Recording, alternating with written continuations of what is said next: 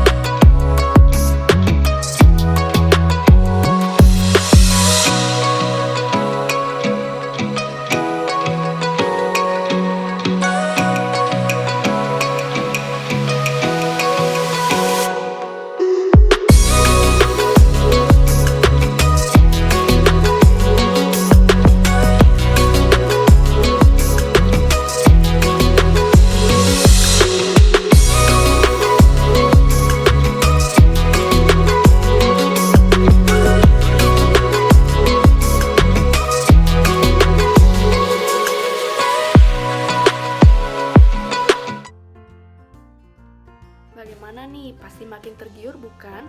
Tentunya belum lengkap jika kita belum membahas mengenai bumbu serta rempah-rempah apa saja yang terdapat di dalam miso Medan. Langsung saja kita mulai dari yang pertama, yaitu mie. Mie yang digunakan bisa berupa mie kuning, mie telur, ataupun mie basah. Namun jika kamu tidak memiliki ketiganya, kamu bisa menggunakan bihun putih sebanyak 1 bungkus. Selanjutnya ayam 750 gram dan pastikan untuk menggunakan bagian yang memiliki banyak daging seperti dada ayam. Lalu air 2 liter untuk merebus ayam. Selanjutnya kita akan masuk ke dalam bumbu halus. Bumbu halus yang pertama yaitu bawang merah sebanyak 4 siung, bawang putih 3 siung, kemiri 1 butir, dan juga jahe 1 cm. Selanjutnya kita masuk ke rempah-rempah. Untuk rempah-rempah kita memerlukan bunga lawang 2 biji, kayu manis 2 cm, kapulaga 2 buah, palas 1/4 biji, lada putih setengah sendok teh, serai 1 batang, daun jeruk 2 lembar, daun salam 1 lembar, dan yang terakhir kita memerlukan bahan pelengkap. Bahan pelengkap bisa menggunakan tomat secukupnya, seledri secukupnya, daun bawang secukupnya, ataupun bakso seperti yang sudah kalian lihat pada video sebelumnya. Berbicara tentang bumbu dan rempah-rempah, pastinya setiap bumbu dan rempah-rempah memiliki sejarah penyebaran mereka sendiri, sama seperti yang terdapat di dalam miso Medan.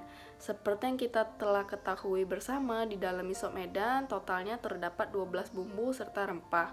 Maka saya akan menjabarkan beberapa dari bumbu serta rempah-rempah tersebut yang menurut saya dominan, yaitu bunga lawang dan juga pala. Langsung saja kita mulai dari yang pertama, bunga lawang.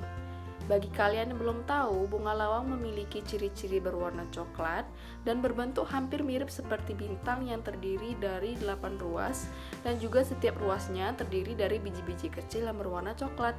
Untuk sejarah penyebarannya itu dimulai dari daratan Cina dan juga Jepang dan akhirnya menyebar melalui jalur perdagangan. Terutama pada awal abad ke-17 di Eropa, rempah-rempah ini pertama kali mulai diperkenalkan dan sejak saat itulah makanya bunga lawang ini semakin dikenal hingga ke Indonesia. Lalu ada beberapa alasan yang juga menyebabkan bunga lawang ini begitu diminati, termasuk oleh masyarakat Indonesia. Yang pertama karena fungsinya sebagai rempah-rempah, lalu yang kedua obat-obatan, karena ia bisa mencegah influenza. Dipercaya di dalam bunga lawang terdapat asam sikimat yang berfungsi sebagai antivirus yang kuat untuk melawan virus influenza. Lalu yang kedua untuk menjaga kesehatan kulit. Bunga lawang juga dipercaya terdapat antioksidan yang tinggi untuk melawan radikal bebas sehingga dapat menjaga kesehatan kulit kita. Lalu yang terakhir, untuk mencegah infeksi jamur. Sifat anti jamur di dalamnya dipercaya dapat melawan infeksi jamur seperti Candidias, kutu air, dan juga kurap. Selanjutnya, kita akan membahas mengenai pala.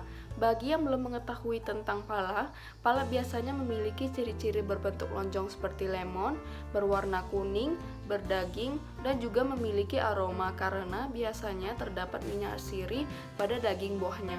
Untuk sejarahnya sendiri, tanaman ini cukup unik karena merupakan tanaman asli khas Indonesia, terutama di Banda dan juga Maluku.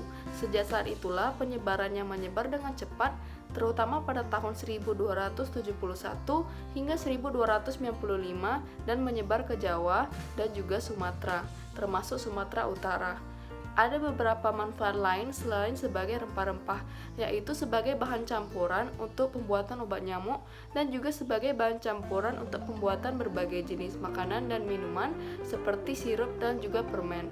Dan masih ada beberapa manfaat lainnya. Sekarang, adakah karakteristik dari masing-masing bumbu serta rempah-rempah di dalam miso Medan? Tentunya ada. Seperti yang kita ketahui bersama, terdapat 4 karakteristik bumbu serta rempah-rempah. Namun kali ini kita hanya akan menggunakan 2 saja. Yang pertama, karakteristik bumbu kering dan utuh, serta karakteristik bumbu segar dan lumat. Langsung saja kita masuk ke dalam pembahasan kita yang pertama, yaitu karakteristik bumbu kering dan utuh. Biasanya bumbu yang digunakan bisa dalam bentuk kering dan juga memiliki kelebihan, yaitu memiliki daya simpan yang relatif lama. Contohnya kayu manis, bunga lawang, daun jeruk, daun salam, dan juga kapulaga. Selanjutnya, karakteristik bumbu segar dan lumat. Bumbu yang digunakan dihaluskan dan juga dilumatkan dengan menggunakan ulekan yang biasanya terbuat dari batu atau tanah liat. Selanjutnya di blender dan juga menggunakan penggilingan.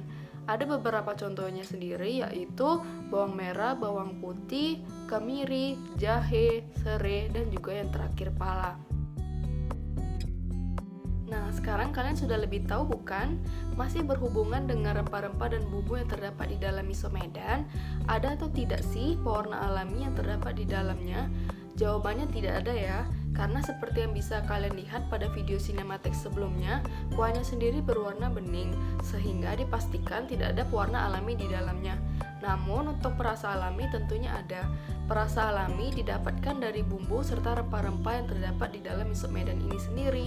Yang pertama ada bawang merah, bawang putih, kemiri, jahe, bunga lawang, kapulaga, kayu manis, pala, lada putih, serai, daun jeruk, dan daun salam. Baiklah, sekarang kita sudah ada di penghujung acara. Bisa kita tarik kesimpulan bahwa miso Medan terdiri dari berbagai bumbu dan juga rempah-rempah yang berpengaruh terhadap masakan itu sendiri. Pasti kebayang bukan makanan khas daerah lainnya tentunya dipenuhi dengan bumbu serta rempah-rempah yang juga beragam karena Indonesia sendiri dipenuhi dengan rempah-rempah khas Nusantara. Siapa di sini yang ngakunya cinta Indonesia? Indonesia sedang membutuhkan kita loh. Kita bisa mulai berpartisipasi dalam pariwisata secara tidak langsung. Hal simpelnya bisa dilakukan dengan cara merekomendasikan makanan khas Nusantara kepada orang-orang terdekat kita. Siapa tahu hal tersebut akan semakin menyebar ke dunia internasional. Buktikan kalau pariwisata juga soal makanan khas daerah. Baik, terima kasih sudah menonton video ini dari awal hingga akhir. Semoga informasi yang saya berikan bisa bermanfaat dan mohon maaf apabila ada salah kata dan sampai jumpa.